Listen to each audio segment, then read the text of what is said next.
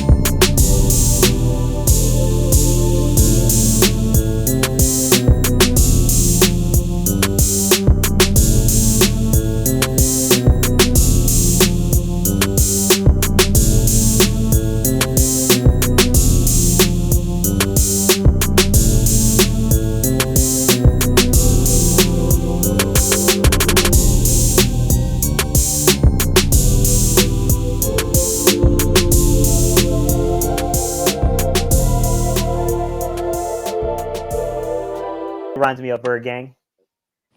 Tyreek Hill. Yeah. Tyreek Hill, which they're different stories. Tyreek Hill's, running back that got converted. I don't know Jaylen Waddle's backstory. I don't know if he has any running back in his backstory. He runs like a running back at times. So maybe he does, because he's definitely got that kind of vision to him. He's got that explosiveness. Tyreek Hill's like, I'm not saying he's Tyreek Hill. I mean, Tyreek Hill's Tyreek Hill for a reason. But this young man has that kind of explosiveness to him. It's like the explosion is a little bit different from Tyree. I feel like Tyree, you just see quickness, his explosion is like really like an explosion, like bam, like it looks like he'd be hard to bring down explosion. You know what I'm saying? It looks like a power explosion off the line. Like every step, it seems like he got so much power in each stride. You know what I'm saying? Where if he hits somebody, he's gonna bounce off of him and keep going. You know, Tyreek kind of glides into it with the quickness where he creates a little bit more separation probably than Jaylen Waddle just off his speed alone. But yeah, both of those guys, I like both of those comparisons you have. You know, I can't even think of no one else that it would be. You know, because I could think of, to me, kind of reminds me of kind of like maybe even like an old school Antoine Bolden, but faster. Yeah, well, Anquan was just a bulldozer. Yeah. But yes, he was good with the ball in space. I get what you're saying. Mm-hmm. Like he had very good vision. Like, he had vision Mm-hmm. like a running back in space. Yeah. Now, what I want to show here is, and mind you guys, this is not an apple to apple comparison. All right, everybody. So we just saw Jaylen Waddle playing against, zone coverage. The reason is if you go man press on Jaylen and you miss, you're in a lot of trouble. So they're going to zone him a lot in the league. Now we're going to see them try to come up on Devonte Smith, who is 20 or so pounds lighter than Jaylen Waddle and taller than Jaylen Waddle. So the frame is a lot different between these two players. This is a man press situation. Devonte Smith is going to be lined up against probably one of the best cornerbacks in the league in Marshawn Lattimore. I want everybody to see just how well this young man runs this route because, I haven't been excited about a receiver in Philly and it's been some time. And this guy's good. He's really good. He's a very good route runner. So without further ado, guys, I'm going to stop talking. I'm just going to show you the clips because I think it's worth seeing. And I think you guys are going to enjoy it. But we're going to take a look at a man snap rep. This is Devonte Smith. Pay attention to his release, guys. Here it goes.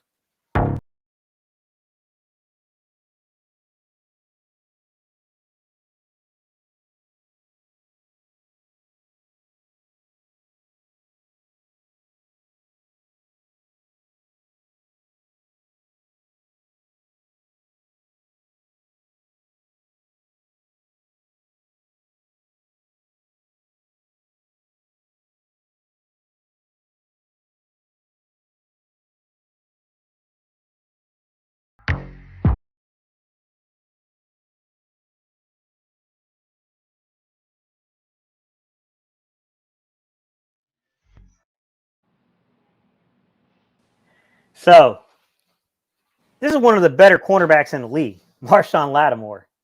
And Marshawn Lattimore, he had a hard time staying in front of Devonte Smith there. Yeah. And, that was a game we all kind of said. There's a lot of us that were talking. We said, if he comes out of here and he looks dominant against Marshawn Lattimore, there's something there.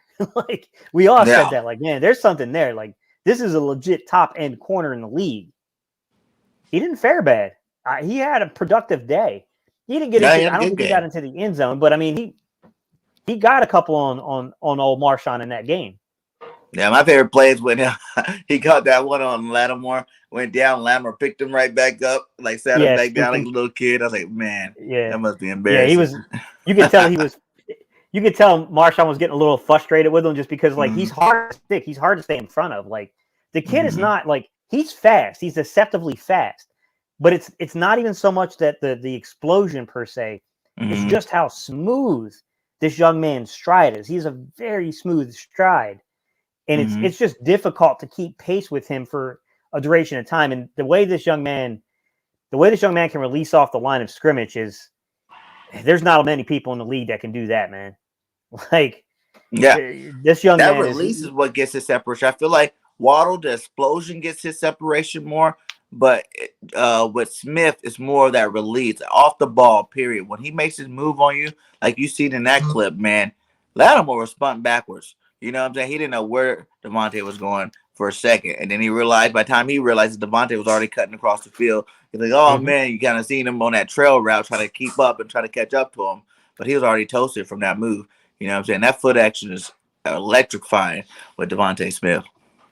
It is. And he's got a little bit to learn in the league. Like, I do think when guys get really physical with him on the line of scrimmage and disrupt this route, he gets back on it. He wins later in the route just because he's such a good route runner, but he can get disrupted from guys like Trayvon Diggs and guys like that. We saw Bradbury last week, got his hands on him a little bit. That's really kind of the key there. But if this young man starts figuring out how the hand fight at the line of scrimmage and keeps the explosion he has, whew, man, this kid, Yeah. I'm telling you, this is one of the best receivers I've seen wear Eagles green in some time. Oh yeah. In He terms of the definitely. route running and what this young man can do.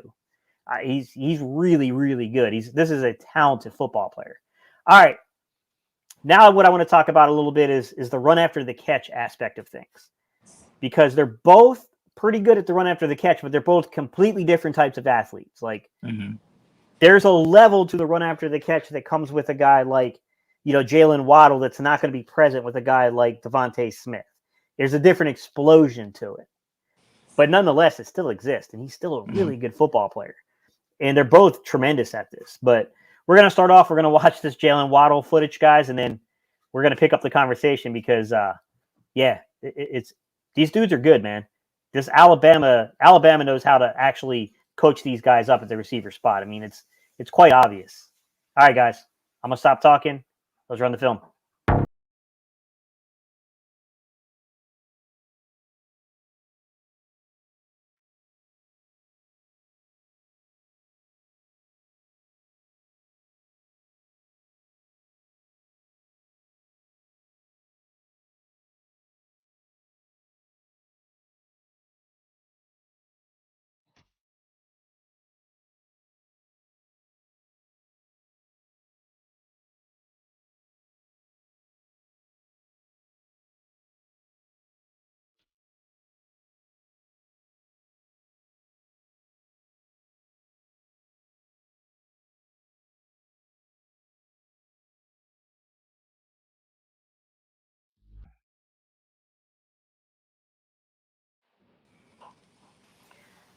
So, Yeah.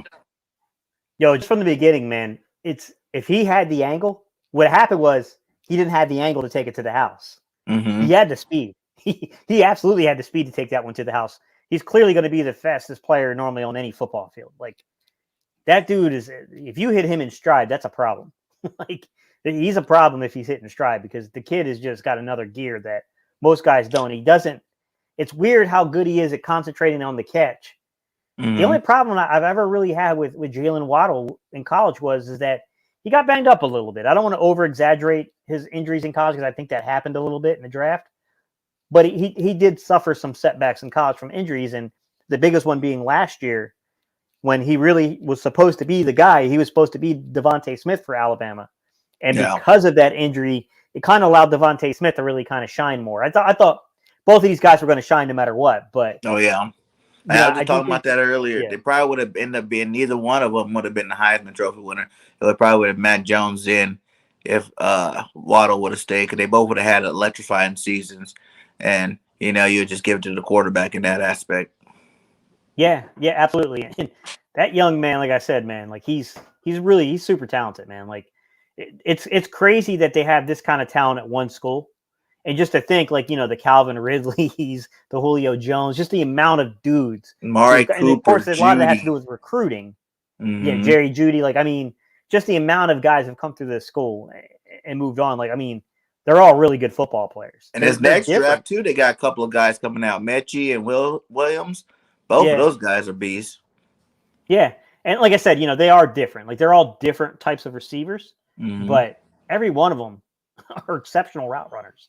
As crazy as that is, they're all really good route runners. Yeah. Which, I mean, it does speak to the coaching staff there. Like, yes, it's easy to win games when you have that kind of talent, but they're still coaching the kids up because these kids are coming into the league as very polished route runners, all of them. Oh, yeah. And that stands out. Now, what I want to do is I want to take a look and I want to give you guys, an example of Devonte Smith. Like I said, Devonte Smith, not quite the same dynamic athlete with the ball in his hands that Jaylen Waddle is, but he's still a dynamic athlete. It's like, it's like calling every other receiver not dynamic because they're not Tyreek Hill. You know what I mean? Like it's an unfair comparison at times. There's only one Tyreek. Yeah, exactly. All right, Devonte Smith, run after the catch, guys. Let's roll that beautiful bean footage.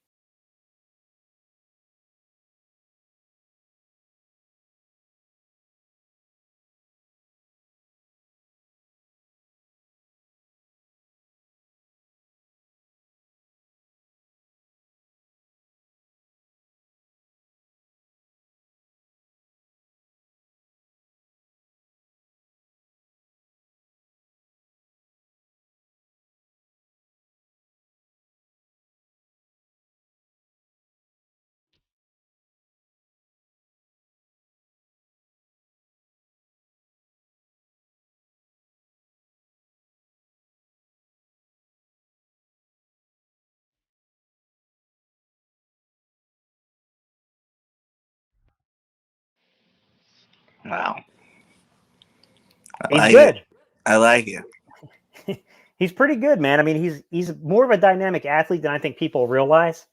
He's not Jaylen Waddle. He's not. I mean, you can see there's different speeds there, but he's a very Yeah. smooth strider. He has a very good vision. I mean, you look at a guy like Jalen Reagor, who used to be a running back, and he is a very good athlete, but he doesn't have the vision. You get a guy like Hmm. Devonte Smith who has the vision, who's a decent athlete, and you can see the kind of production he gives you on things like run after the catch plays. These plays that are designed to do that. Same thing Hmm. with Quez. Quez is the same way, where he's a very dynamic athlete. That's true, but it also has a lot to do with the fact that he can see things quickly, process them as a runner, and if you give him space, that's a problem. You know what I Yeah, mean? you can Like be out of there. he's a very, yeah, he's a Yeah. very good athlete, man. Devonte Smith is. I mean, I didn't think, because like when I first heard his numbers and stuff, I was thinking like, oh, he's gonna be like a high 4.4s, maybe low 4.52s. Sometimes you forget though, man. Like it's easy to run in shorts. That's not your game speed.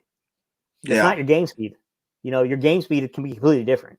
And this young man has a very high game speed to where he can really run with them pads on, and he's almost, against some of these guys, if you don't get your hands on him and disrupt the route, he's almost impossible to stop in man coverage. Like what he's Yeah. doing to one of the better corners in the league it's eye opening. Like, hey man, we actually got something. And Like we you can have get to into a worry about the conversation later. what. What I like about the two is you just got to worry about like where Devontae lacks in that explosiveness.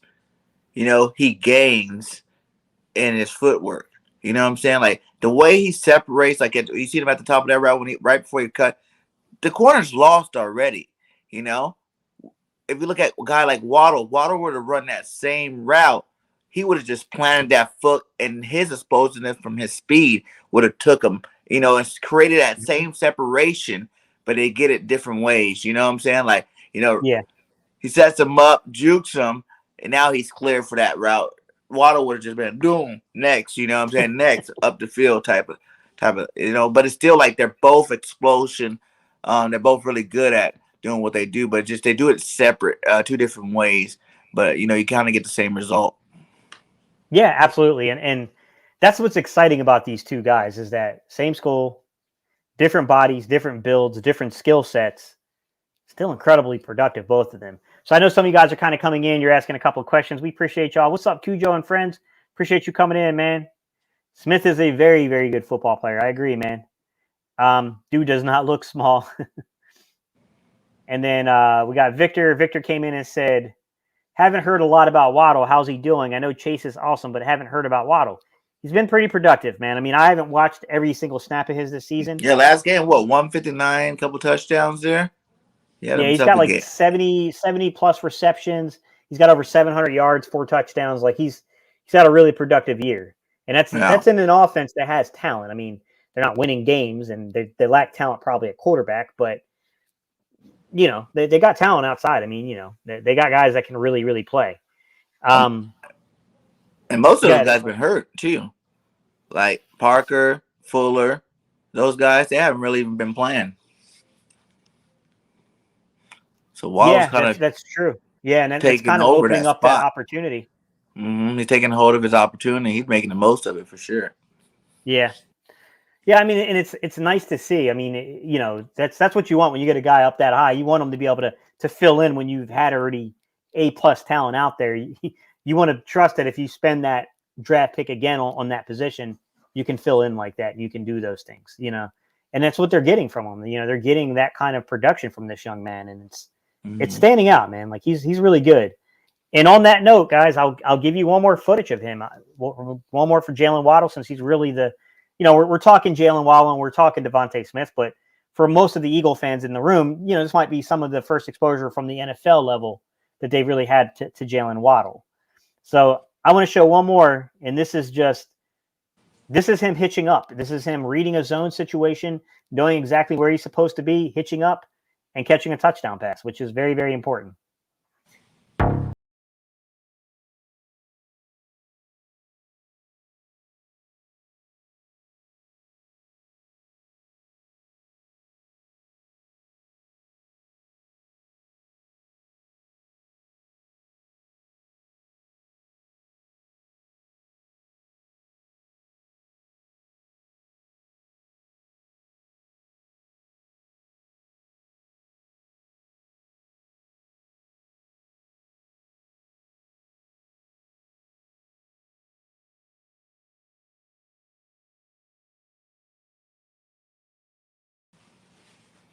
Yeah. I mean, dude's good, man, and that's goes to show you. I mean, this is him playing the short side of the field, the boundary side. He's not a big dude. This is not this is not your your typical split end receiver.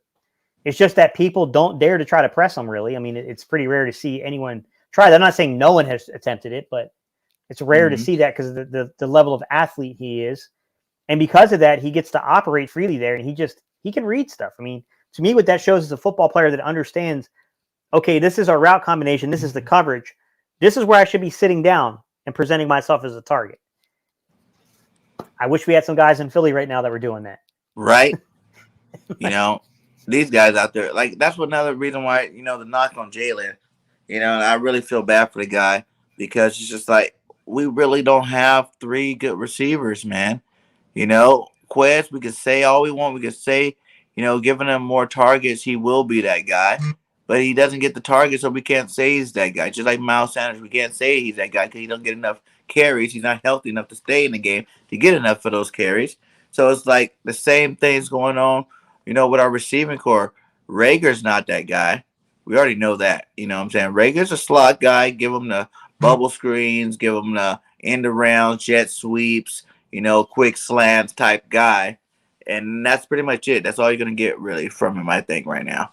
Until he gets out of his own way, and develops more in the offseason. Take it more a little bit. I think he needs to take it a little bit more serious to come back a lot stronger. But Devontae's really the only guy, that can run the route tree perfectly.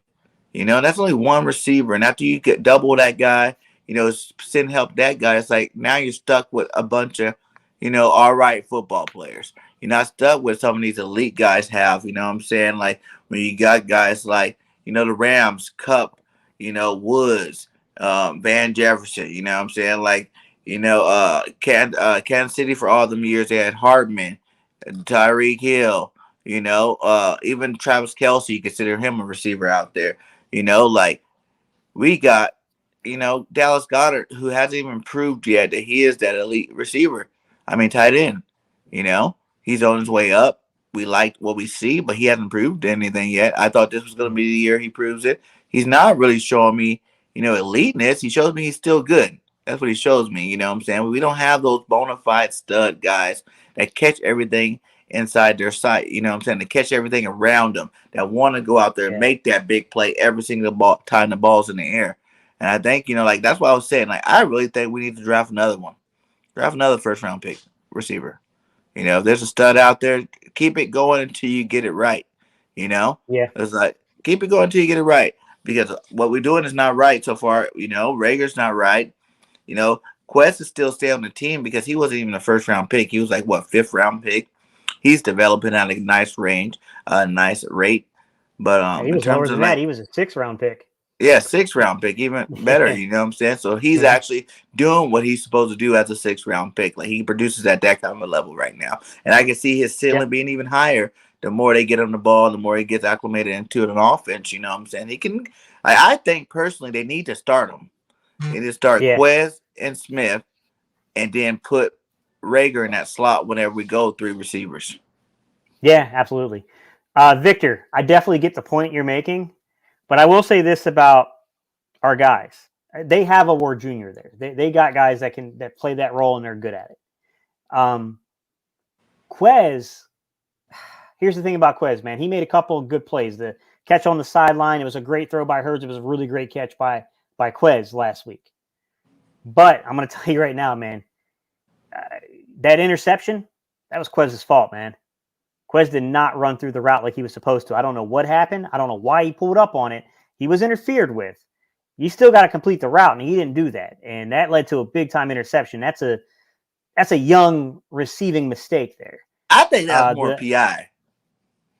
It's a little of both, He man. literally It's a little of both. jerked back. Here's the thing: they're never going to call that. They're never going to flag that if you don't run through the route.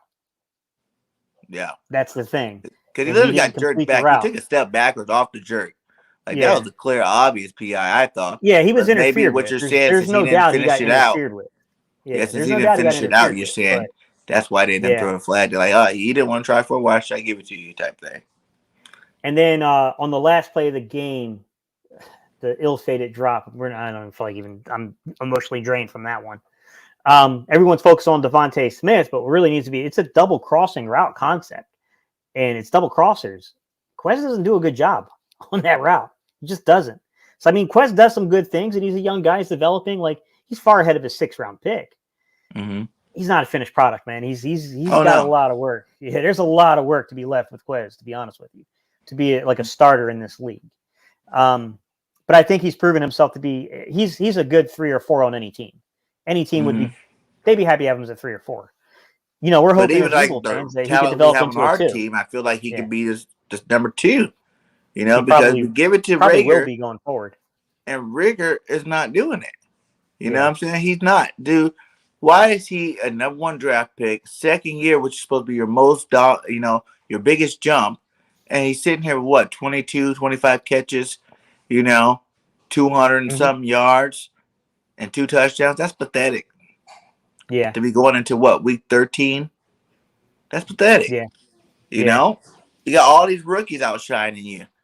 You know what I'm saying? Even on sorry teams. Yeah. You should be able to show more than what you're doing, man. Like, I will give him that nice little catch. Whatever. He had 1 catch. Good job for you. But, even JJ had a catch. Like, that's nothing. You need to be an actual game changer, a piece of the offense that people have to account for. And I don't think there's none of them. I'm not even really willing to give Dallas Goedert that right now. Because he's dropping passes. He's dropped open passes too. They all are. They all are. You know? Even Devonte dropped some, to be honest. But he was mostly dropped a lot of his early. Like early in the season, he dropped a lot more. Like nowadays, he really drops them now. But early in the season, he was dropping them for sure. And that's when I was like, "Quinn needs to start over him." Yeah, Melvin Gilmore. I'd actually like to see John Hightower get an opportunity again. John Hightower is he's a good route runner. He's very good against man. He's slight of frame, just like Devonte, though. So you got to worry about, you got Devonte and you got him out there. You got to worry about teams that might get physical and play press on you because they have to eat it. And they can't get their routes disrupted to the point they're completely removed from the play. Now, there are things you can do as a coaching staff. You can give guys free releases, right? You can put guys in motion. You can run, stacked formations. There's things you can do to get those guys free releases. But you got to, we would have to find ways of getting creative in that if we ran up against that kind of problem. But I think Hightower deserves another shot.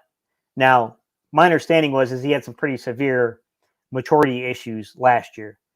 I wasn't around the young man. I don't know exactly what happened. I just know that Jason Avant kind of called him out for it. So I'm not too sure exactly what happened. I'm guessing that when his time got reduced, his playing time, I'm assuming he must not have handled that very well. But hard to say, man. If you're not in a room, all you can really do is listen to what others said that were, around the program. And I feel like all these receivers should be producing more. That's the coaches. You know what I'm saying? I still feel like Nick's in the first 2 pages of his playbook. You know what I'm saying? He hasn't went deep into nothing. We're still like, we're not doing the first 5 weeks where we only did the same 5 plays, but maybe now we're doing 10 plays. You know what I'm saying? It's not like there's so many other formations I don't see us doing that other teams are doing. There's so many other, concepts that we're using, passing routes that other teams are using that we're not using. It seemed to me like it's like the same pass play. He might switch the formation instead of, double stack, same play, but he might go three wide, twins on one side, single on the other one, but the same exact play. You know what I'm saying? So it's like you're not seeing variety in any of these plays, really, for the most part. Yeah. What's up, Lucio? So he says, y'all need a true number 1 wide receiver. I don't like, here's the thing. To me, number 1 wide receiver just means you get the targets. To me, that's, I think Devonte is perfectly fine being the guy you target more. I think we need a guy that can play the split end, the boundary with consistency. A guy that has a big enough wingspan to catch conversion, third down stuff. A guy that can go up and make contested catches in the end zone, who J.J. Arcega-Whiteside was supposed to be. I don't know where the coaching staff in the front office is at this point on him, but it's getting harder and harder to think he's ever going to be anything even remotely productive in the NFL at this point. But we don't really have that guy in the offense. And I do think that's something that is missing from the offense, that true split end, boundary side, X-aligned wide receiver. We don't have that. We don't have that guy. No, I know a lot of people are going to say, well, we did have that guy. It was Travis Fulgham, but look, they made the decision because of whatever was happening, man. You know, we can't control that. yeah, I just saw Jalen's comments. I was laughing. You missed it. We already talked about it earlier, Jalen, but I'll catch you up in a second. He I said, really feel Victor like we said need that, to go out and get Drake London from USC. Not because I'm a USC homer either. It's just he's a big physical receiver, you know, that I yeah. think will be able to dominate at that position. You know what I'm saying? He's good X. There's a couple of guys in this draft that I think Mm-hmm. you never really fully know if the guys are going to work out in the NFL, but they fit if J.J. Arcega-Whiteside was believed at one point to have the ability to eventually develop into that type of player, these guys have just as good a chance. You know what I mean? So, I mean, there are a few of these guys out there that I definitely think that, depending on where you're at with the draft capital decisions you make at quarterback, things like that, I think we Especially got if to he go falls to defensive the second, heavy. because I know he had a leg injury Yeah. at the end of the season. If he falls to the second round, I'll jump on it with our second round pick. Just go get Yeah. him. And then you're not wasting another first round pick on a receiver, but you're actually still getting a first round talent in the second. Yeah. Yeah. I mean, Victor, I broke him down. I said that in off coverage, Jalen Reagor is pretty good at separating versus off coverage. But, this last game, man, it's hard to defend him, man. Like, you can win, you can gain separation. If you don't secure the catch, it's all for nothing. Yeah. And I don't really even see the explosion that everybody talks about with him. To me, he looks like he's going in the same gear. I don't ever see he's really. explosive, but he's not decisive right now. I don't know what happened, but the decisiveness you saw from him in college, which allowed him to exhibit the explosion, is not there. Now, there's been other questions that surrounded him. I know he failed a physical in training camp. Now, that was supposed to be due to some kind of a lingering injury. It wasn't necessarily because of the conditioning he was in, but he failed a conditioning drill. And, that caused some issues early in the year. So, I mean, there's been these little weird things with him. Don't get me wrong. But to me, he's just not decisive enough, especially when you see those those end around, like jet motion sweeps, the jet sweep stuff that they try to use him on. He's just not decisive enough. Like there was we only did it one game, really. Yeah, no, they've done it in a few games. They've tried to hit him on a few games with that. I mean, he just with that the same way we used him in Detroit, where he went, end around type runs where he had 12 and 12. Like I think it was the Chargers game. He got one. They were setting the edge. He had the edge, and he had probably, I'd say, a 6 to 10 yard gain. But for whatever reason, and I'm not sure why he did what he did, but he tried to cut it back. I don't know if he thought that somehow this defensive end would have more foot speed than him to get to the edge or had the angle. I don't know. I don't know what the heck he saw. I don't know what he saw, BIRDGANG. I don't know. But for whatever reason, he made the decision to try to cut it back. And I will admit there were a couple of plays I saw in his college film where he did that. It was a bad decision, but it worked out for him just because he was the best athlete on the field. But to me, it's a lack of decisiveness. He's just not decisive in those plays. And I think it's getting ugly. It's starting to get ugly with him with that, And I'm very cautious of what I say because a guy like that can surprise you in a week or two and start really producing. But I ain't counting on it. Yeah, I'm not counting on it. Though. That's the thing. Like if it happens, I'll be happy. But you know what I mean? Counting on it is, It's that ick factor. Like I'm starting to even believe he's too mentally broken. You know what I'm saying? I feel like it took all the way in training camp before he started acting right in training camp for Nick to get in his face and yell at him. Then you see him have a couple of good practices. But then after that, you know what I'm saying? Where did that energy come where you're catching these one-handed balls? You're doing big things again. We haven't seen it because you have more than 200 yards. Sure, I agree. There's people out there that make 200 yards in one game. You know what I'm saying? And definitely have over 200 in 2 games. So it's like for him still to be stuck at that number, it's like, where is this explosion there? Like where is the separation? Because a lot of the games too, like the ones we had to feed Devonte Smith, it wasn't all just because, we're feeding Devonte. It's because he was the only one getting open. Yeah. Someone had said earlier on the conversation of what we started off with Jaylen Waddle, they said, how he really thought that he was getting a Jaylen Waddle-like talent in Jalen Reagor the year prior. And there's an element to that I agree. Like the dynamic athlete part of it, I agree. They thought they were getting that. Now their games are a little different. Like you go back to Rager and what he was able to do from the vertical jump, going up and getting balls over people and stuff like that, that's not really in Waddle's game. Waddle's just more just pure explosion. He's just the guy that if you hit him in stride, it's all over. He just hasn't proven to be that kind of a dynamic athlete in the NFL, though. Yeah. Rager, and it's unfortunate because you see a guy like Waddle who's, he's having a pretty good year, man. He's got 70 plus catches, 700 some yards. Some of it's a little dink and dunk. I think it took him a while to incorporate him properly, but what's this last Devontae's game numbers was coming right out now for him. Devonte's got like 48. He's just under 50 catches and over 600 yards.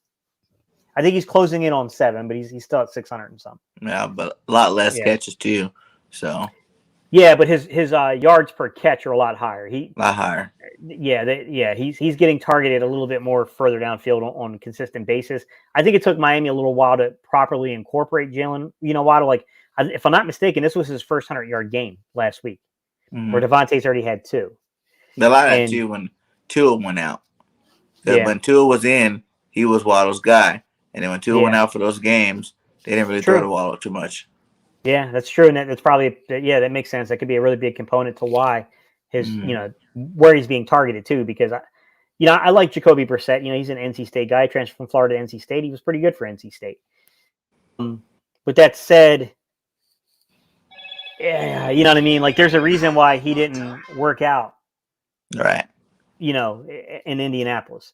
There's a reason why New England was willing to let him go to Indianapolis. There's a reason why Indianapolis let him go to Miami. Like, he's not, you know what I mean? Like, he's just not that. He's a decent backup.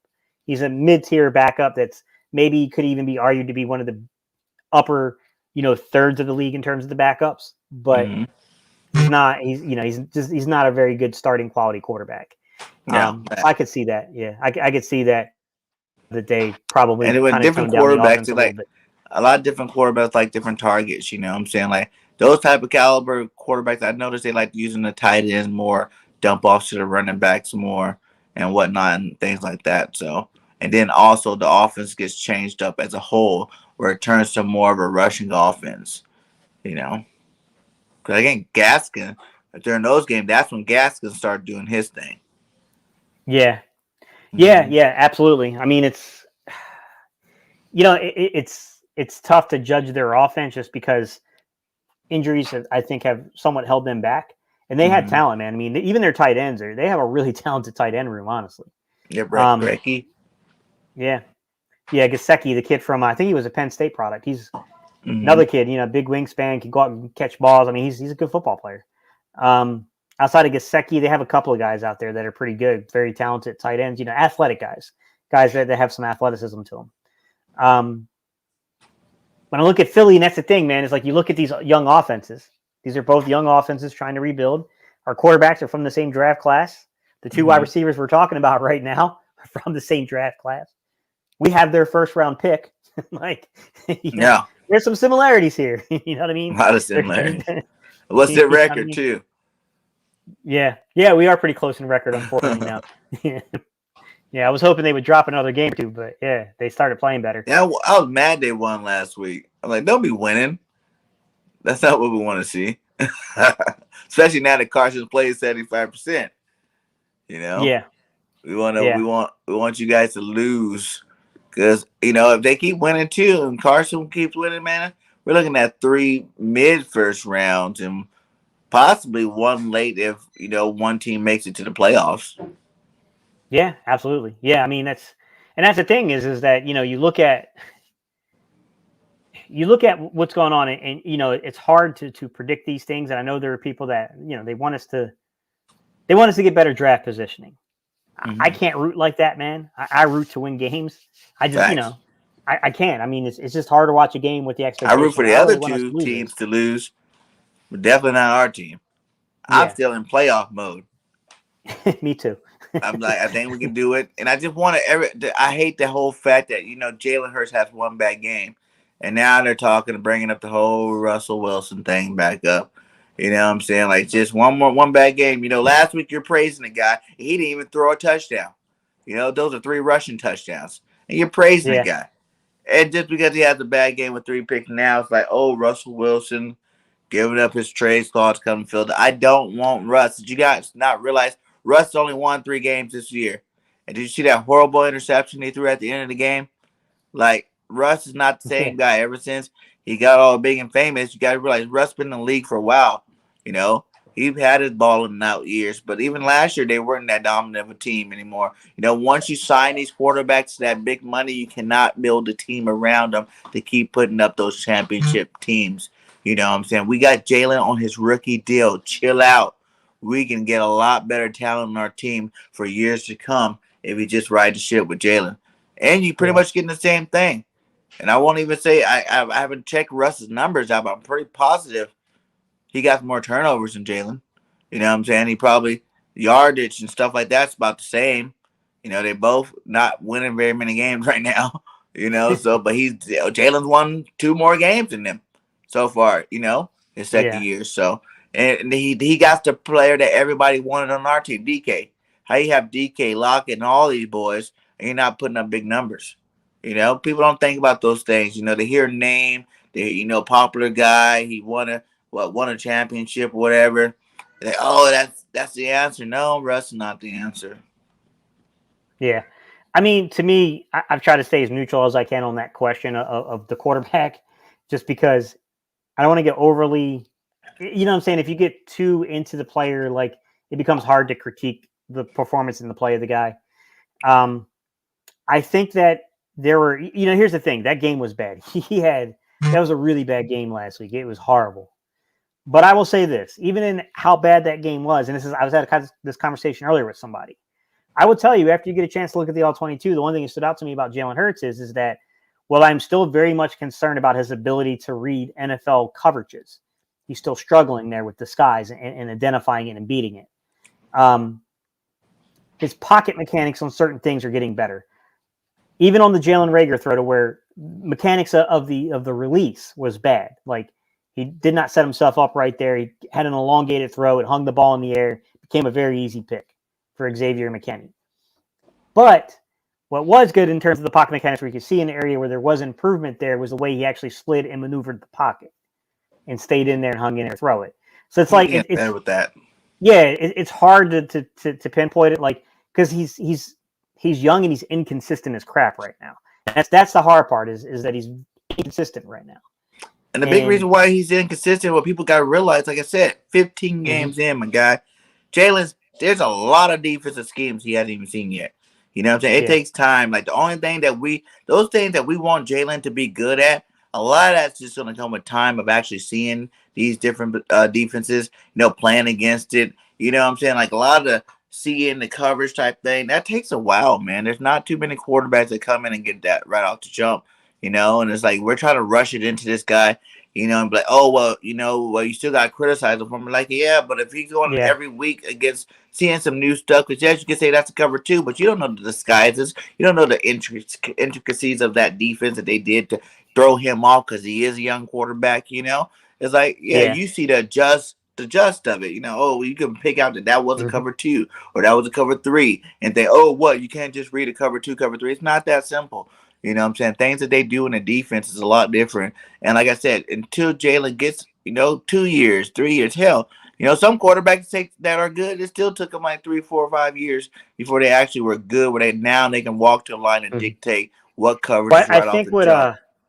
I think what gets missed in the conversation is we talk about the length of time that quarterbacks receive to develop. And if you are a static athlete, not a dynamic athlete, but a static athlete, a Mac Jones, if you struggle to read coverage for too long, it's probably a death sentence, because you can't really offer anything else. You know what I mean? You might have leadership skills, something like that, but if you're a static athlete, I think it's harder to endure for long periods of time while you develop. I think teams may be a little bit more reactionary and move on. But I think if you're more of a dynamic athlete, because you have other elements of your game that can win you football games, I think that can allow you to actually have more time to develop. And it really just depends upon the organization, because every organization is a little different with the way they approach these things. Like, Green Bay is not a fast play. They're not a fast play organization, right? I mean, and they've moved on from guys. I mean, they moved on from Huntley. They drafted Huntley a little ways back, and, they were trying to kind of see if they couldn't snag somebody and win one there. And that didn't really work out. So then they were back in the draft last year, not 2021, but 2020. And they took they took Jordan Love, So, I mean, they play that slow roll kind of thing, And They then did the even same look thing at with Aaron Love. He Rodgers. had 2 years, and when he came in, he looked like hot trash. Yeah, they did the same thing with Aaron Rodgers. He was slow rolled into the position. Mm-hmm. But not every organization's like that. They're not. Not every organization's going to be like that. But with us, like, I just see, like, the things you do see, regardless of what anybody says about his defensive reading or whatever, Jalen's made every single throw in the NFL that you can make. You know what I'm saying? He's made them. You've seen them. You've seen spectacular throws. You know what I'm saying? You've seen bad ones too, but he's made every throw you need to make. So it's there. You know what I'm saying? Like you said, it needs to be more on a consistent basis. But even while he's struggling there, you take away Jaylen's other side of being a dual threat, that running side, and that if he didn't have that, then he'll be trash probably. You know what I'm saying? You obviously people bash him out all you want, but since he has that, that's another dynamic that makes your running game better. It makes your offense more dangerous. That not every quarterback has. You know what I'm saying? That's a unique skill set that that kind of keeps him where you got to be like, okay, maybe we should give him a little bit longer to see if he can develop that pass a little bit more, because he can take over a game with his legs too. You know what I'm saying? The 3 rushing touchdowns never been done ever in Philadelphia history, at least. And he's done it already. He's still putting up. He's on pace for 1,000 yards rushing. When last time we had 1,000-yard rusher at quarterback? He's a quarterback, but he's a dual threat, and that matters. You know what I'm saying? When you hear dual threat, and I'm not talking about scrambling quarterbacks, I'm talking about pure dual threat quarterbacks. There's good narratives, there's bad negative narratives. They usually have a smaller window in the NFL. It's the bad thing. You know what I'm saying? Yeah. But if you can maximize that window that they have with these guys, you can win yourself something. You know what I'm saying? You can get some wins. Definitely can get some wins on the board. Yeah. I mean, here's my thing, Victor. I can't really grade Gardner Minshew too much just because there's a couple of roadblocks to such an evaluation.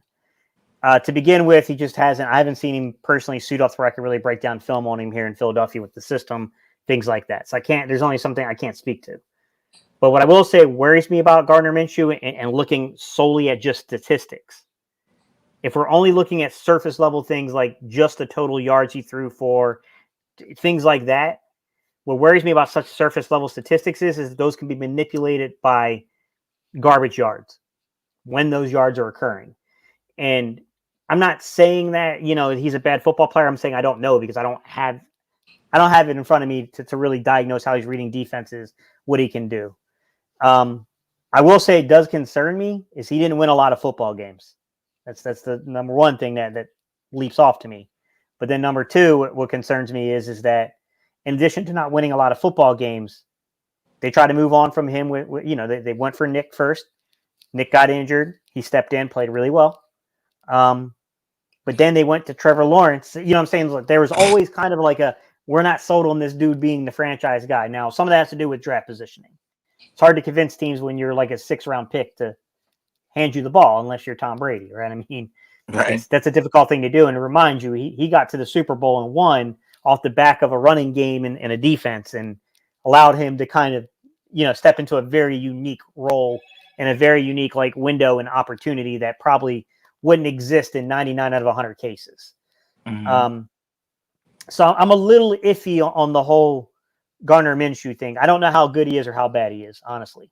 I do worry, though, that could be misleading with him, and that you got to be a little alert of fool's gold. You know what I mean? Like, I don't know, man. I have to see him play to in Jacksonville. He did all right in Jacksonville. Like, everybody he tore it up and lit up the league in Jacksonville. You know what I'm saying? He did all right. He made lots. He made lots of mistakes in Jacksonville too. You know what I'm saying? He got a lot of errant passes in Jacksonville.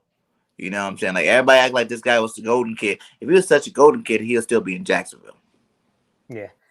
And it's tough, because he felt a certain way about the way that the Jags moved on from him. He wanted to compete against Trevor Lawrence, which just wasn't realistic, man. You're not going to spend the 1st overall pick and then, I mean, of course that job, unless you want to be the backup, like it is what it is. Sunshine's not even playing good over there.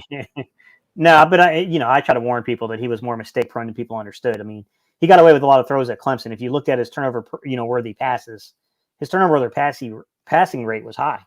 I mean, he did put some balls out there that could have been taken to the house. But he relied on his arm talent. He's got a really good arm. We see today Hurd is a more dynamic Tyrod Taylor, doesn't make a lot of costly turnovers, uses his legs very well, and arm talent is limited but can play. I don't know if I wouldn't go as far as say it's limited. I get what you're saying. It's limited in certain aspects, like his delivery is not quite right. He's got a very elongated delivery, and he's limited in terms of like deeper progressing throws. Sure. I don't know if you can fix that in season, Jaylen. That's a hard thing to say. It probably depends on the guy. We'll say that this young man in particular is a young man that seems to be amenable to coaching. So maybe you could do something like that in season. Most quarterbacks, that's an off-season kind of thing you got to work on when it comes to the mechanics or something like that. And some guys believe in never changing a dude's mechanics, the way they release the ball. Because they, look at Phillip Rivers. Phillip Rivers had I love NC State. Phillip Rivers is my guy, but he had a really funky, weird release. And to be honest with Jalen Hurts, I feel like the things that they taught him this offseason hurt his passes.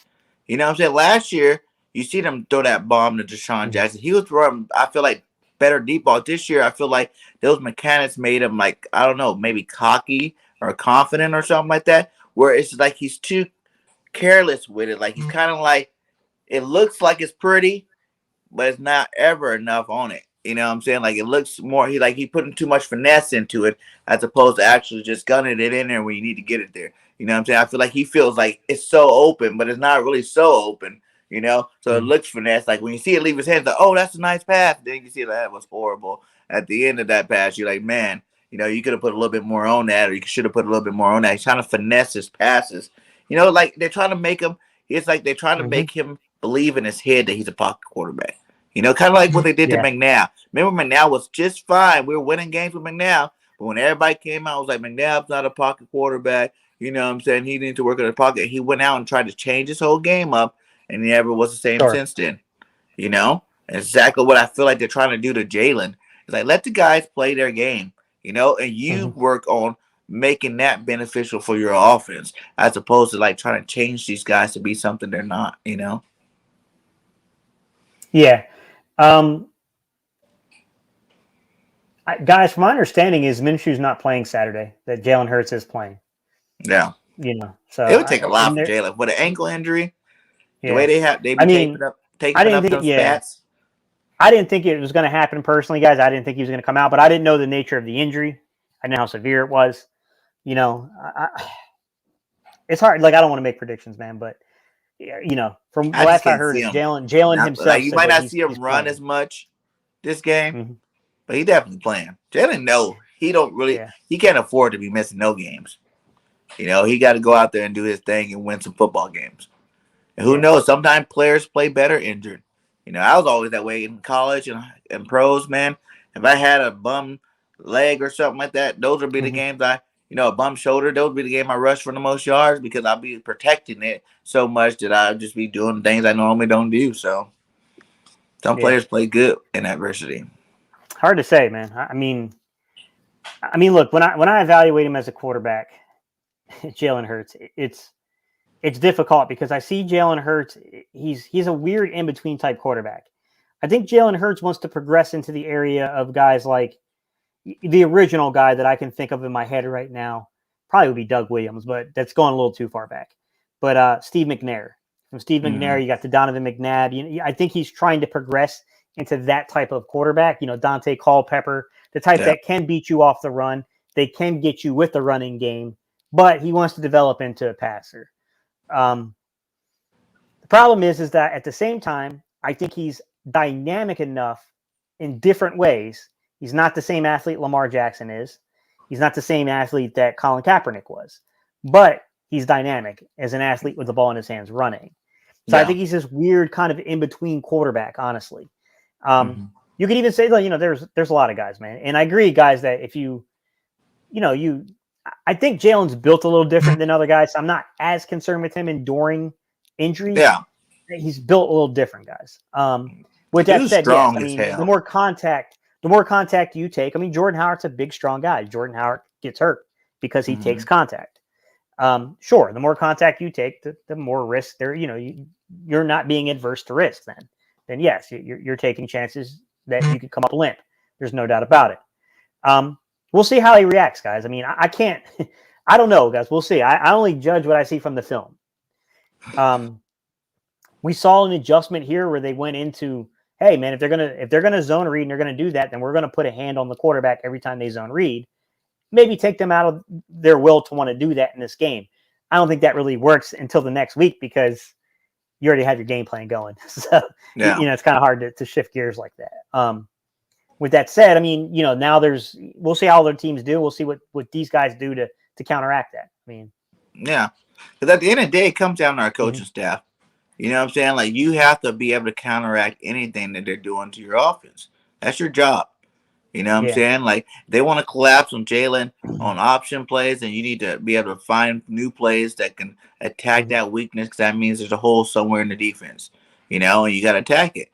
So, I think Sirianni gets stuck on, he had 6 plays that he wants to do, and he, tries his hard not to come off that script. Like, I'm going to do these 6 in a row because they're going to set the next one up. Sometimes you got to stop and do something different. You know what I'm saying? And I don't think he's that developed as a head coach or offensive coordinator yet to stop, because I feel like he feels like he has to get them in that order to set up the next play, which is cool, whatever. Like, if the flow of the game is working, that's why we see some of the drives look pretty. It's the flow of the game on that drive, and they're working and going down the field. But whenever there's a ding or something like that messes up the flow of that drive, it totally messes up the whole rhythm of the offense. And it seems like he doesn't ever, make the proper adjustments to get back on track. Yeah, Jaylen said, the Donovan and Steve McNair mold is why you have to give Hurts 2 years in addition to this team having holes out the wazoo. Yeah, we do, man. And that's my biggest fear, is that trying to chase guys, I get how important the quarterback position is, but there is a case to be made about building the team around the position first, and then seeing what you got in one guy. And if he just doesn't develop into being a more nuanced pocket passer over time, then you can part ways, or you give, Minshew or someone else an opportunity later. But I do agree with that, man. You can get yourself caught up in a situation where you're chasing something and it's to the detriment of the rest of the roster. And, I get that some people believe that if you don't have an Aaron Rodgers, if you don't have that type of, Patrick Mahomes, you don't have that type of talent, then you can't win Super Bowls. But I will point out, as good as Patrick Mahomes and Aaron Rodgers are, they both only won 1 Super Bowl each. Yeah. Facts. Even Russ. Tom Brady is, that's an anomaly Wilson in my too. opinion. But yeah. All those guys, they've been playing a long time to only have 1 Super Bowl. If it's that big of a deal. And I'd rather set our team up. Like I said, Jaylen's still in his rookie contract. Set your team up where you have every single piece. You're not sitting there saying we got holes here, here, here, here. Why not fill those holes with your money, with your draft picks? Now, if you got a solid team and then Jaylen steals the problem, now you move on from him. But you got 4 years to do that. You know what I'm saying? Exactly. You got 4 years of nothing but building that roster up to the best roster you can possibly get. People. And I think that's why guys hate. I think that's why guys hate quarterbacks. They're not first round picks. This why I think has a lot of. I think this has a lot to do with quarterbacks being overdrafted. Is that if you have a borderline guy that might be a late first round to an early second round pick, the problem with taking that dude in the second round is he's on a 4-year contract. So now you're stuck in. Look at the Dak situation where you came to the contract. They end up having to franchise tag him and work out something. You know what I mean? I think it puts you in that weird situation when you have these guys that are not first round picks. I think that's why some of these guys get so overdrafted, is having that 5th year option, which is, yes, it's big money, but it's probably not franchise tag money big. It gives you another year of evaluation before you have to potentially extend that second contract, because you really want to try to get that window and build that roster around the first contract if you can. That doesn't always work. And you got guys like Tom Brady that kept, he was pushing away money so that way he could keep his roster competitive. But exactly. But now, you don't that's far in between, and that's where the player comes in fact. You know what I'm saying? You're looking at these guys like Russ and all these guys, Dak, and you wonder why, they're not getting the success that they need. Their stats are good, But the team's success is not there because you're still missing pieces because you cannot fill a whole roster when you're paying your quarterback $40 million. You Yeah. know, Yeah, it's tough, guys. I see some questions in here too that kind of ties into what we're talking about, which is Richie MC. I don't know, man. It's so at Gate City Sports Talk. Can Jaylen improve at a rate of 25% better each year? I don't know how. That's a tough one, man. When you're talking about percentages, like, yeah, here's the thing. He spent time this offseason working on playing on schedule. He's been having these in-person meetings with the head coach. He's got his quarterback coach down on the sideline, right? So they're working on keeping him on schedule. Guys, on schedule just means that you don't break the pocket, you don't break containment too soon. Okay? It means you stick to it, you replace the blitz. So what you do basically is you have a blitz coming at you, you fill the blitz with the football. It's replacing the blitz with the ball. They want him to play on schedule. They're trying to work on some of his pocket mechanics, teaching him how to slide in the pocket. He went with Avery in the offseason. He's a quarterback coach down in Georgia, and he was working with him on playing on schedule, playing on time. He also worked with the kid that's up there in San Francisco, by the way, too. He worked with the kid that's in Chicago. So, I mean, he's worked with a lot of these quarterbacks on this issue. It's tough to say, man. Everybody's a little different. I don't know Jaylen personally, so I don't know his learning capacity. Like, I don't know the guy, man. I've never had a conversation with him. I would love to, but that's kind of difficult to do when, unless you got like hundreds of thousands of subscribers, guys, and some pull with maybe the Eagles organization. Like, that's a pretty difficult ask to get, man. The issue is, I don't know, man. I don't know. Like, you have to. That's where the offseason comes into play, man, where you evaluate the film. You have to evaluate exactly what's going on in terms of the improvements that need to be made. You have to convey that information to the young man. And then that young man needs to then find adequate private coaching to improve the game. Mm-hmm. Now, I will say that in this early season, the elongated delivery on deep passes has been a bit of a problem. His timing on deep passes, playing in time with the offense, right? Knowing when to release the football, knowing how to read something before it's there yet. That's advanced level quarterback stuff, guys. And that's the things that have to improve. That's where that 25% margin would come in at. I don't know if you can do that or not, RC. I can't say. I can't say without talking to the guy. I can't see without seeing the training regimen that's going on, Richie. I don't know, man. Like, I'd have to see everything to make an assessment like that, man. And that's just something from the outside perspective, I just can't. I can't know that. You know what I mean? Like, it's difficult to judge from here. But I will say that they need to work on his ability to anticipate routes coming open, anticipate, the coverage, and know that, okay, this is going to be open. But some of that has to do with the receivers too, guys. It's both, man. Both of these groups are they're best friends and enemies at the same time. Like, it's just the truth, man. Like, if a receiver doesn't finish their routes, if a receiver isn't where they're supposed to be, that's a problem. Look back to last year's film. There were interceptions. Yes, Carson had some bad footwork. Carson put the ball on the wrong shoulder on sometimes. Mm-hmm. Some of that also was receivers not being where they were supposed to be, to be quite honest. And that distorts things. That's why film study is so important. That's why getting a harmonious relationship between the receivers, that group, and the quarterback is so important. And that's really the next step, guys. And I don't know. I can't make predictions on that. Like, he's got to learn how to read coverage a little better. He's got to anticipate the routes better. He's got to, let's call playing in time, not on time, but in time with rhythm, in rhythm, basically, with the offense. And then he's got to play on time with the offense, meaning basically when you're facing those kind of pressure packages and things like that, you got to know how to fill them with the football. So, our receivers need to get better, become better route runners in general. Yeah. You know what I'm saying? Yeah, I mean, have all these cuss word routes, and then expect everything to be on perfect. Some of these plays are timing plays for the route ran perfectly.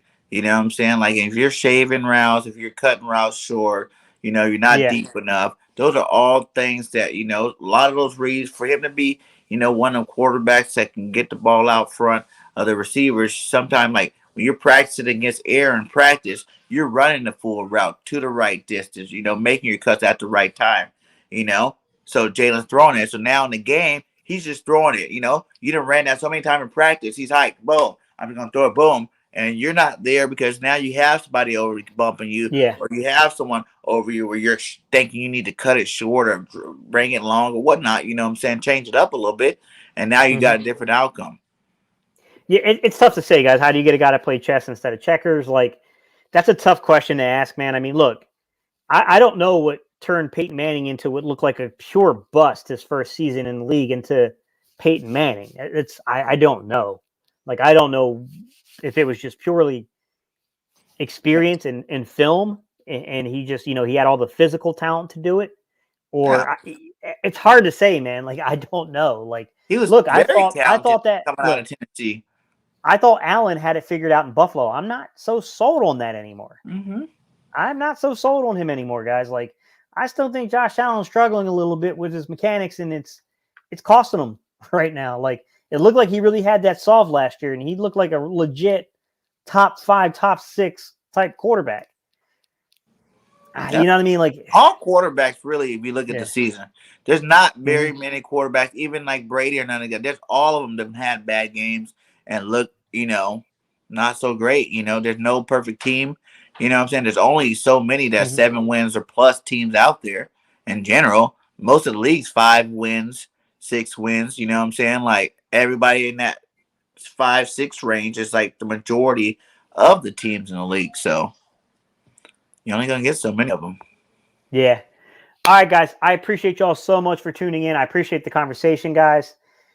We're here every Wednesday. We're going to do this national thing where we start off with a team from across the league. It's not the Eagles. And then we'll, if we build up a big enough audience, then we'll stick to the topic longer. But right now, it's mostly Eagle fans here. So it's more so just kind of introducing our fan base into some of these, concepts and these players. So as we get there, guys, we appreciate y'all tuning in.